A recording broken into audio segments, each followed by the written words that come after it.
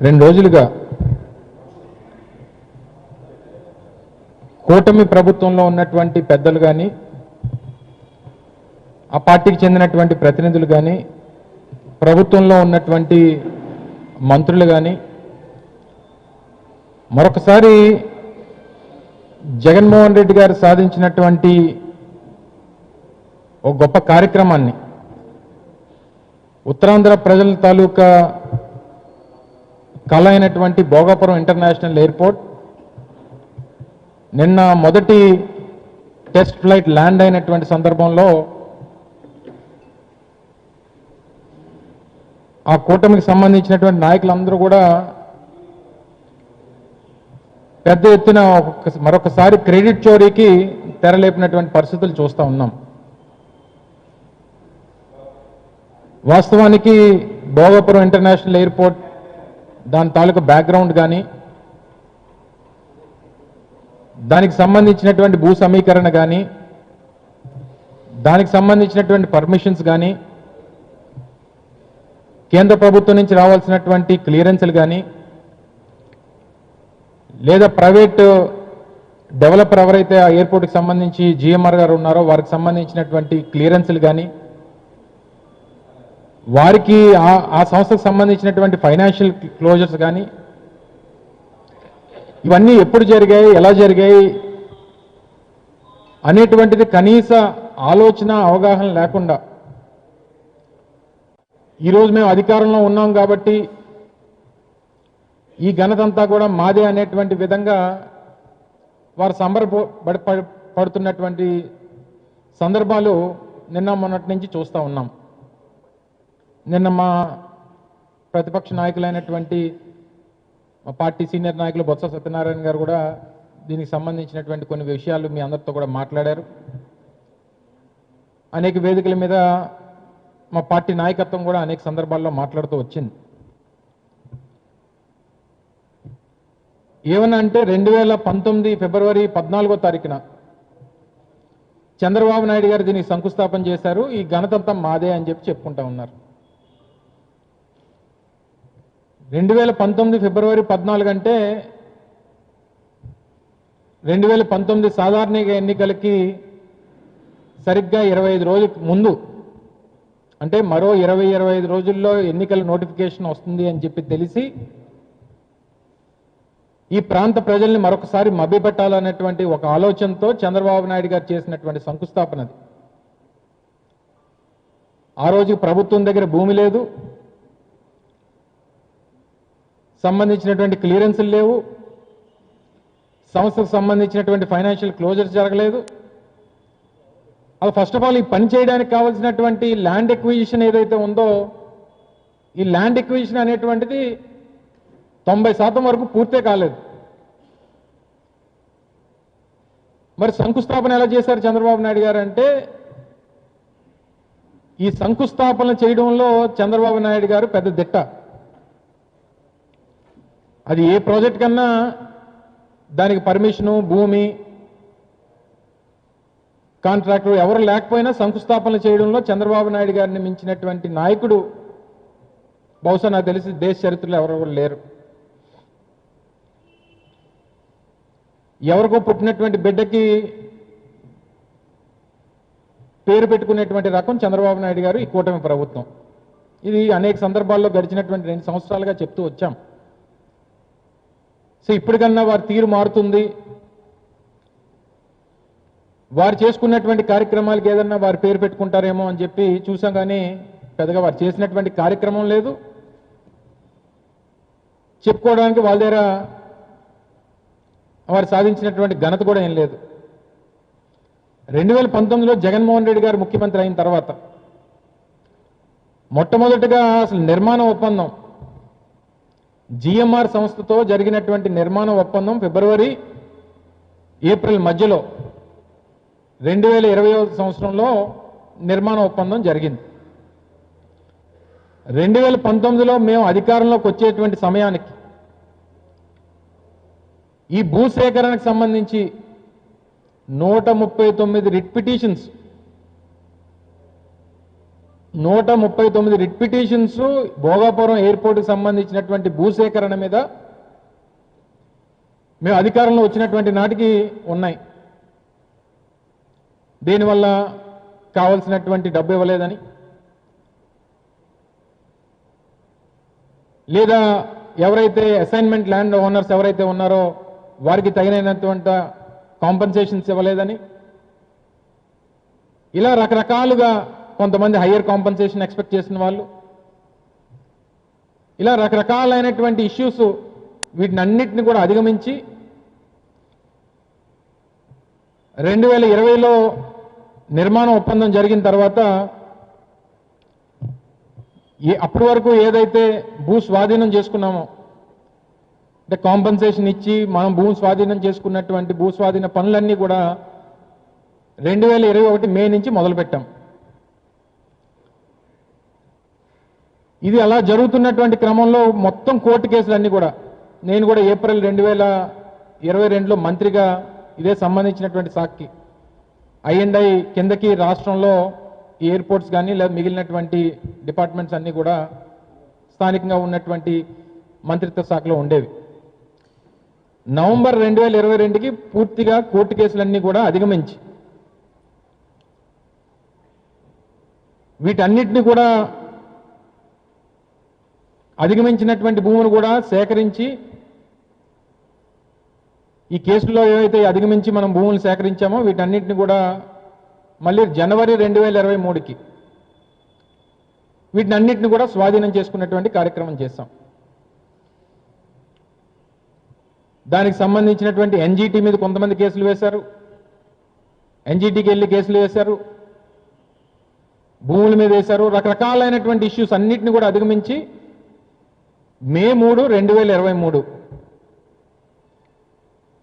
గౌరవ ముఖ్యమంత్రి జగన్మోహన్ రెడ్డి గారు ఆ రోజు ముఖ్యమంత్రిగా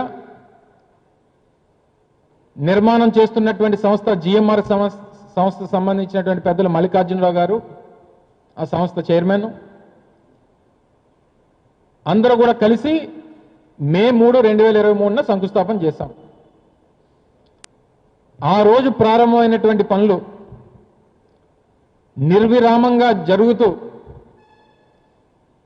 పూర్తి స్థాయిలో డిసెంబర్ 2025 కల్లా దాన్ని పూర్తి చేసి ట్రయల్ రన్ చేసి జూన్ 2026 కల్లా కమర్షియల్ ఆపరేషన్స్ అన్ని మొదలు పెట్టాలని చెప్పి ఆ రోజు జగన్మోహన్ రెడ్డి గారు ముఖ్యమంత్రిగా ఆ రోజు అదే వేదిక మీద నుంచి ఆ సంస్థ ప్రతినిధులను కోరి ప్రజలందరి తాలూకు ఆకాంక్షని ఆ వేదిక మీద నుంచి మాట్లాడడం జరిగింది. నిన్న 4వ తారీఖున డిసెంబర్ 2025 మేము టార్గెట్ ఇచ్చాం.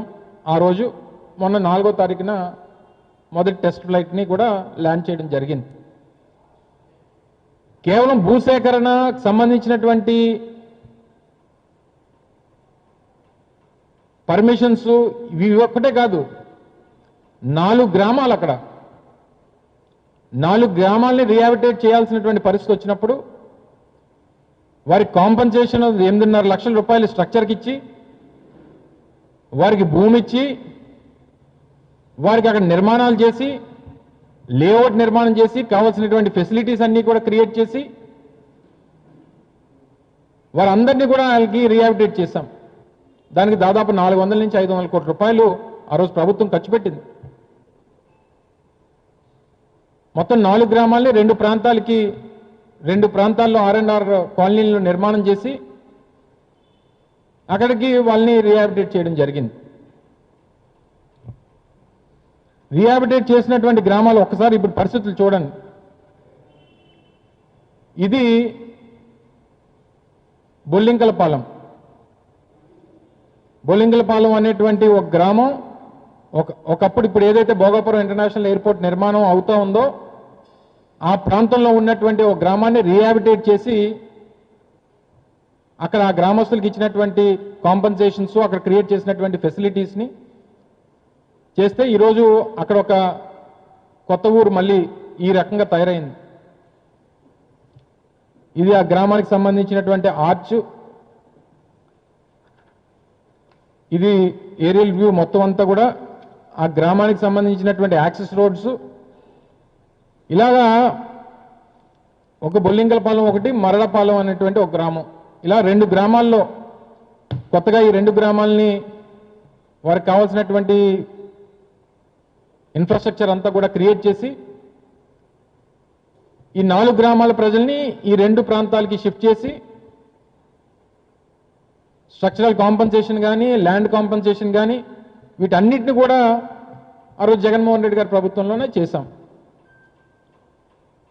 మరి ఇవన్నీ చేస్తే అసలు మీకు ఏ హక్కు ఉంది మీరు క్లెయిమ్ చేసుకోవడానికి? ఇదిగో మా హాయంలో ఇది చేసాం, ఎంత ల్యాండ్ ఎక్వైర్ చేసాం, ఎంత కాంపన్సేషన్ ఇచ్చాం, లేదా ఈ పర్మిషన్స్ మేము తీసుకొని వచ్చాం, ఈ కోర్టు కేసులు మేము అధిగమించాం అని చెప్పుకునేటువంటి దానికి మీకు ఏముంది చెప్పండి ఒకసారి. ఈరోజు కేవలం మీరు అధికారంలో ఉన్నారు కాబట్టి, అసలు మేము ల్యాండ్ మనం ఎప్పుడైతే స్టేట్ గవర్నమెంట్ ల్యాండ్ ఆ ప్రైవేట్ పార్టీకి ఎవరైతే డెవలపర్ ఎవరైతే ఎయిర్పోర్ట్ డెవలప్ చేస్తా ఉన్నారో జిఎంఆర్ సంస్థకి సరిహద్దులన్నీ కూడా ఫిక్స్ చేసి ఆ రోజు joint collector Vizianagaram joint collector గారిని జిఎంఆర్కి సంబంధించినటువంటి సంస్థ ప్రతినిధుల్ని పెట్టి ల్యాండ్ సరిహద్దులన్నింటినీ కూడా ఫైనలైజ్ చేసి వారు కాంపౌండ్ వాల్ నిర్మాణం చేసుకున్న తర్వాత పర్మిషన్స్ వరకు ల్యాండ్ హ్యాండ్ ఓవర్ చేసుకోవడం, ల్యాండ్ హ్యాండ్ ఓవర్ చేయడం వరకు రాష్ట్ర ప్రభుత్వం తాలూకు పత్ర. ఎప్పుడైతే ల్యాండ్ హ్యాండ్ ఓవర్ చేసిన తర్వాత వారికి ఏదైతే 2203 ఎకరాలు ల్యాండ్ హ్యాండ్ ఓవర్ చేసిన తర్వాత అక్కడి నుంచి ప్రతి రూపాయి కూడా ఆ సంస్థకు సంబంధించినటువంటి పెట్టుబడి తప్ప రాష్ట్ర ప్రభుత్వం పెట్టుబడి ఉండదు. ఈ ఓవరాల్ ప్రాజెక్ట్లో ప్రభుత్వం తాలూకా కాంట్రిబ్యూషన్ ఏంటంటే 2200 ఎకరాల భూమి ఏదైతే ఆ సంస్థకి ఇస్తా ఉన్నామో ఇది ప్రభుత్వం తాలూకా ఈక్విటీ కింద ఈ ప్రాజెక్టులో ఉంటుంది. అక్కడి నుంచి మొదలుకొని మే 3, 2023 ఏ రోజైతే పర్మిషన్స్ అన్నీ వచ్చేసి కాంట్రాక్టర్ గారు ఎవరైతే ఆ సంస్థ కాంట్రాక్టర్కి ఎల్ఎన్టీ కాంట్రాక్ట్ ఇచ్చి ఆ రోజుని ప్రారంభమైనటువంటి పనులు మొదలుకొని నిర్విరామంగా జరుగుతూ ఉన్నాయి. మధ్యలో ఒక 25-30% అయిన తర్వాత ఆ రోజు నేను మంత్రిగా ఉన్నప్పుడు స్థానికంగా ఉన్నటువంటి అందరూ ప్రజాప్రతినిధులు అందరం కూడా కలిసి మిమ్మల్ని అందరినీ కూడా తీసుకొని వెళ్ళి ఆ రోజు రన్వే పనులు అవన్నీ అవుతున్నప్పుడు కూడా మిమ్మల్ని అందరినీ తీసుకొని వెళ్ళి చూపించడం జరిగింది. అది కంటిన్యూస్ ప్రాసెస్ నడుస్తూ ఉంది. అదేదో మీ ఘనతలాగా మీరు మీ కాంట్రిబ్యూషన్ ఏంటి అందులో? ఈరోజు కొత్తగానేమో స్థానికంగా కొంతమంది నాయకులు ఈ ప్రచార మాధ్యమాల్లో సామాజిక మాధ్యమాల్లో జగన్మోహన్ రెడ్డి గారివి కొన్ని వీడియోలు సర్క్యులేట్ చేస్తూ ఉన్నారు. మీకు దమ్ము ధైర్యం ఉంటే, కనీసం మనిషి పుట్టినందుకు కనీసం సిగ్గు అనేది ఉంటే మీరు ఏదన్నా ఒక వీడియో ప్రజల ముందు పెడదాం అనుకున్నప్పుడు మొత్తం వీడియోని పెట్టండి, తప్పలేదు. మీ బ్రతుకుల్లాగా మీ పార్టీ నాయకత్వం దగ్గర నుంచి మీ వరకు మీ బ్రతుకులు ఏ రకంగా ఉంటాయో ఆ రకంగా కట్ కాపీ పేస్ట్ ఎక్కడో మాట్లాడింది మీకు కావాల్సినటువంటిది కట్ చేసుకొని దాన్ని సామాజిక మాధ్యమాల్లో పెట్టి ప్రజల్ని ఏదో తప్పుదోవ పట్టించాలన్నటువంటి ప్రయత్నం చేస్తూ ఉన్నారు. ఏమని జగన్మోహన్ రెడ్డి గారు భోగాపురం ఎయిర్పోర్ట్ని వ్యతిరేకించారని, లేదా మీరు భోగాపురం ఎయిర్పోర్ట్కి సంబంధించినటువంటి దాంట్లో అవసరమైతే కోర్టుకు వెళ్తామని ఎందుకు చెప్పారు జగన్మోహన్ రెడ్డి గారు ఆ రోజు 2016 సంవత్సరంలో, బహుశా 15-16 సంవత్సరాల్లో ఒక ఎయిర్పోర్ట్ నిర్మాణం చేద్దాం అనుకున్నప్పుడు ఎంత కావాలి, ఎంత స్థలం కావాలి, ఆ ఎయిర్పోర్ట్కి సంబంధించినటువంటి వ్యవహారాల విషయంలో ఎంత స్థలం కావాలి, అంత కలిపి బహుశా నాకు తెలిసి 2500 నుంచి 3000 ఎకరాలు. మరి ఆ రోజు మీరు ముఖ్యమంత్రిగా చంద్రబాబు నాయుడు గారు చెప్పినటువంటి మాట ఏంటి? భోగాపురం ఇంటర్నేషనల్ ఎయిర్పోర్ట్ కోసం 15,000 ఎకరాలు తీసుకుంటామని చెప్పాడు. 15,000 ఎకరాలా? 15,000 ఎకరాలు దేనికి? అంటే 2,500 ఎకరాల్లో ఎయిర్పోర్ట్ నిర్మాణం చేసి మిగిలినటువంటి 12,500 ఎకరాలు మీరు రియల్ ఎస్టేట్ చేసుకోవడానికి మీరు 12,500 ఎకరాలు ఇంకా అడిషనల్గా తీసుకుంటే అది తప్పు అని చెప్పినటువంటి జగన్మోహన్ రెడ్డి గారు మీకు శత్రువు అయిపోయాడు. ఆ రోజు ఆ ప్రజలు వచ్చి ఎందుకు మా భూములు అనవసరంగా లాక్కుంటున్నారు, ల్యాండ్ పూలింగ్ పేరిట మాకు అన్యాయం చేస్తూ ఉన్నారు, ఎయిర్పోర్ట్కి కావాల్సినటువంటి భూమి 2,000 నుంచి 3,000 ఎకరాలు అయితే ముఖ్యమంత్రి ఆ రోజు చంద్రబాబు నాయుడు గారు 15,000 ఎకరాలు అంటున్నారు, అన్యాయంగా మా పొట్టగొడతా ఉన్నాడు అని చెప్పి చంద్రబాబు నాయుడు గారి మీద ఆ రోజు జగన్మోహన్ రెడ్డి గారికి ఆ స్థానికంగా ఉన్నటువంటి ఎవరైతే నివాసితులు ఎవరైతే ఉన్నారో వారు వచ్చి జగన్మోహన్ రెడ్డి గారు చెప్తే జగన్మోహన్ రెడ్డి గారు మీకు అండగా నిలబడతాం, కావాల్సినటువంటి భూమి తప్ప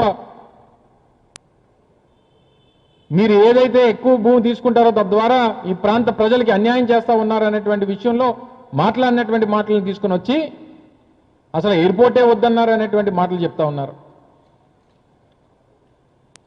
ఈరోజు కొత్తగా అమరావతిలో మళ్ళీ ఎయిర్పోర్ట్ అంటున్నారు, రైల్వే స్టేషన్ అంటున్నాడు, ఇంకా వింటే రేపు పోర్టు కూడా కడతానంటాడు అమరావతిలో. అంటే ఆ స్థాయికి ఒకవేళ నిజంగా పోనీ భోగాపురం ఎయిర్పోర్టు మీరే నిర్మాణం చేశారని చెప్పి మీరు ఏ రోజైతే ఈరోజు గొప్పలు చెప్పుకుంటా ఉన్నారు, ఇదే కుప్పం మీ సొంత నియోజకవర్గం, దాదాపు 5-6 సార్ల నుంచి మీరు శాసనసభ్యుడిగా వ్యవహరిస్తూ ఉన్నారు. కుప్పం ఎయిర్ స్ట్రిప్కి సంబంధించి 2019 జనవరి మాసంలో మీరు అక్కడ శంకుస్థాపన చేశారు. ఏమైంది చెప్పండి, ఏం జరిగింది చెప్పండి? చంద్రబాబు నాయుడు గారి ఫ్లైట్ ఏమైనా కుప్పంలో దిగుతున్నాడా? ఆ ఎయిర్పోర్ట్ ప్రారంభమైపోయిందా? లేనిపోయినటువంటి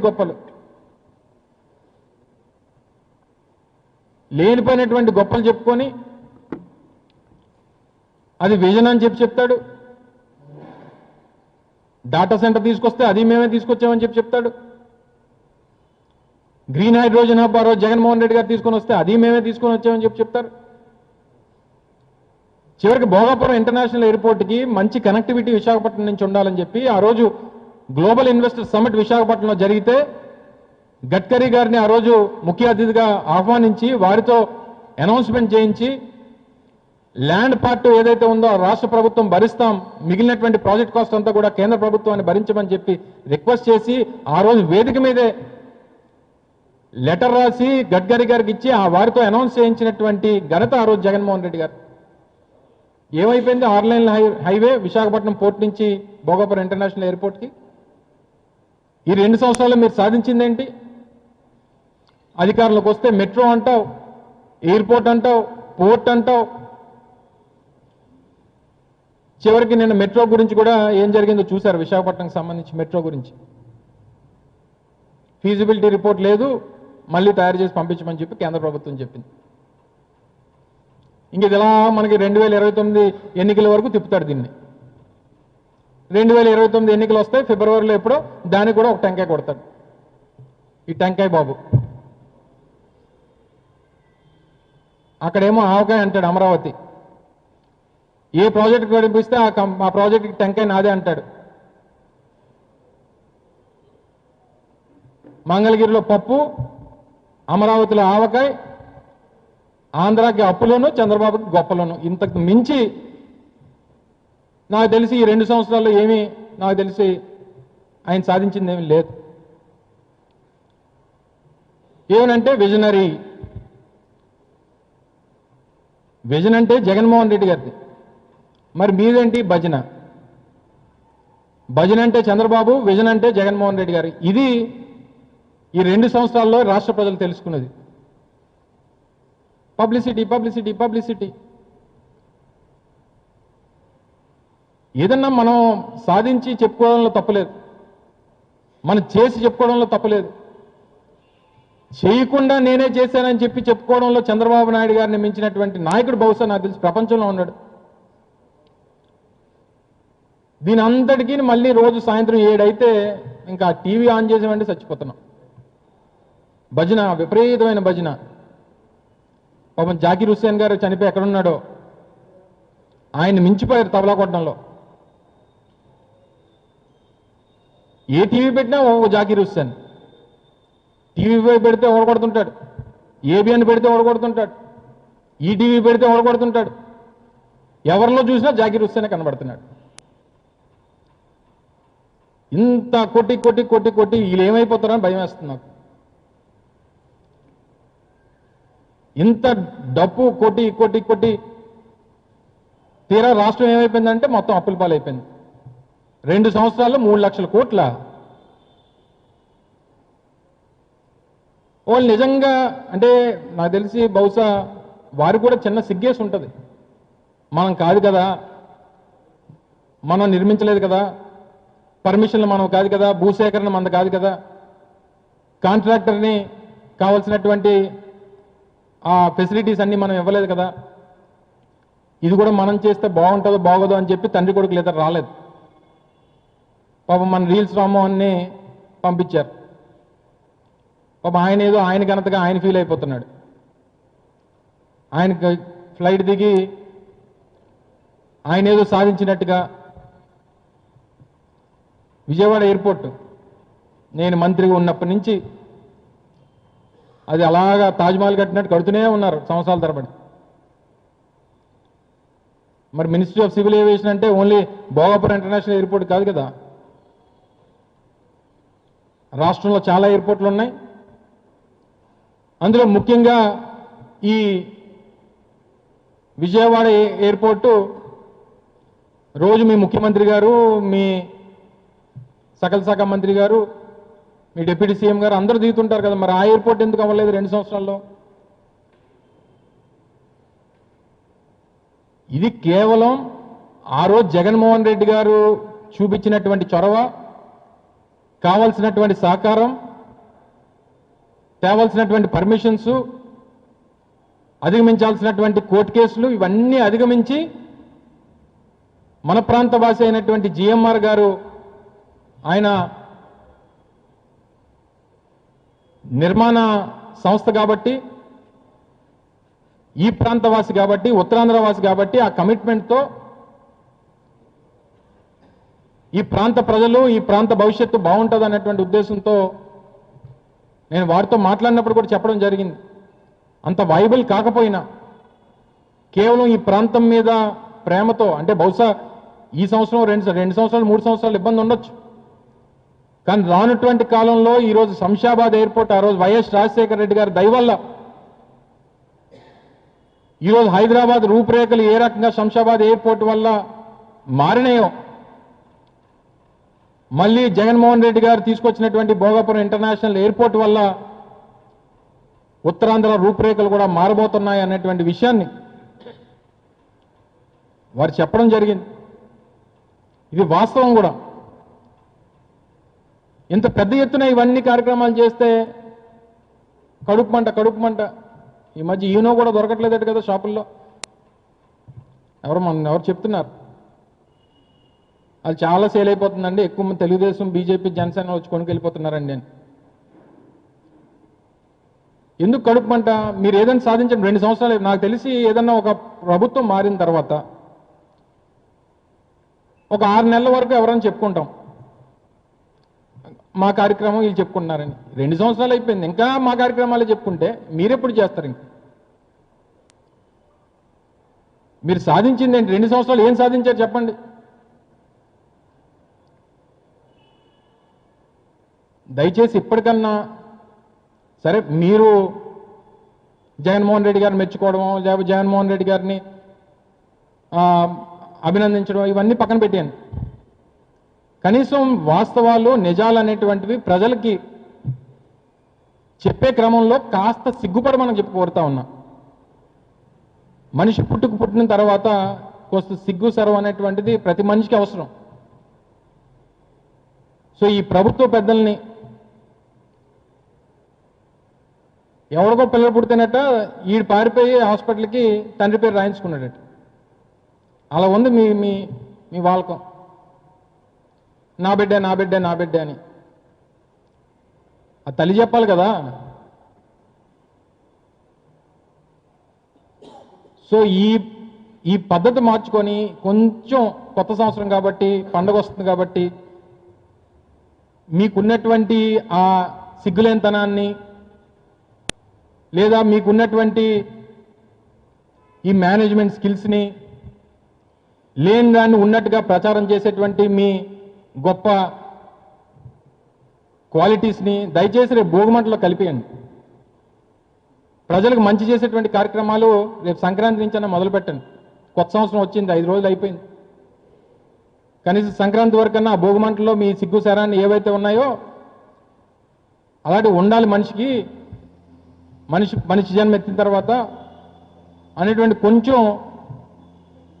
ఆలోచన చేయమని చెప్పి ఈ ప్రభుత్వ పెద్దలను మరొకసారి ఈ సందర్భంగా కోరుతూ, ఈ సందర్భంగా ఈ ఇంత యుద్ధ ప్రాతిపదికన ఆ రోజు జగన్మోహన్ రెడ్డి గారికి ఇచ్చినటువంటి మాట ప్రకారం జిఎంఆర్ సంస్థ ఈ ప్రాంత ప్రజల తాలూకా ఆశల్ని, ఆలోచనల్ని, కళల్ని నెరవేర్చినటువంటి జిఎంఆర్ సంస్థకి మరొకసారి వైఎస్ఆర్ కాంగ్రెస్ పార్టీ తరఫున మల్లికార్జునరావు గారికి, ఆ సంస్థ ప్రతినిధులకి అందరికీ కూడా హృదయపూర్వకంగా ధన్యవాదాలు తెలియజేసుకుంటూ, మరొకసారి మీ అందరి తరఫున